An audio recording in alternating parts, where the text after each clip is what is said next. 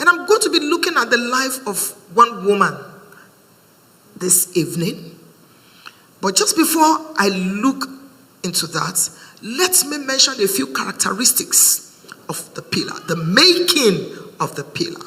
We are all pillars. And beloved, I want you to know that we are being made and we are at different levels. I have a school, I have a mentoring school in Nigeria. And when I'm done with a session, I lead the ladies to, a country just to have some time with them. So last year, my husband and I led this set to Kenya. And we were taken to where beads were being made. For the first time in my life, I saw how beads were made. Beads are made from mud. There was this heap, and it goes through a lot of processes. We were taken round from the beginning to the end. I opened my mouth wide. Wow.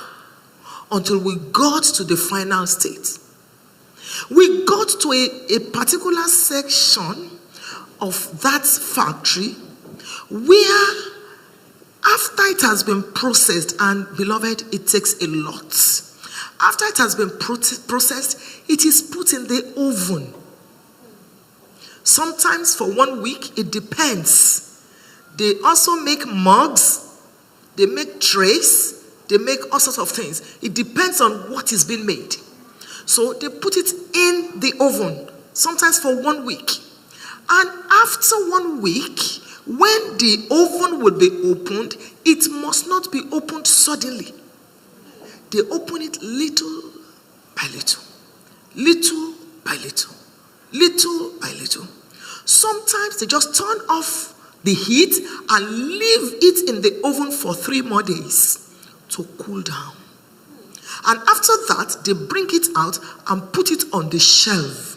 It doesn't even look like the bead. You don't even like it. Sometimes it's on the shelf for 1 month.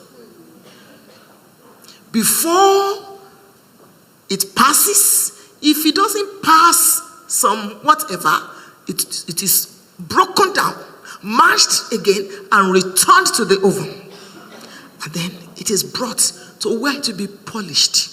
I saw the man that was making it. That he made me understand what the book of Jeremiah was talking about in chapter 18, about the wheel. The man, he will create one. I don't like it. He will rub it off and create another one. It was going. It wasn't easy. But eventually we followed through and followed through and followed through until we got to the showroom.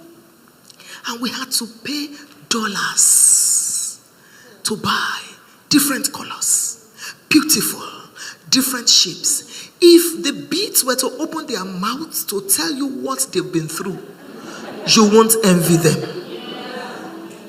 So don't go for my glory if you don't want my story. You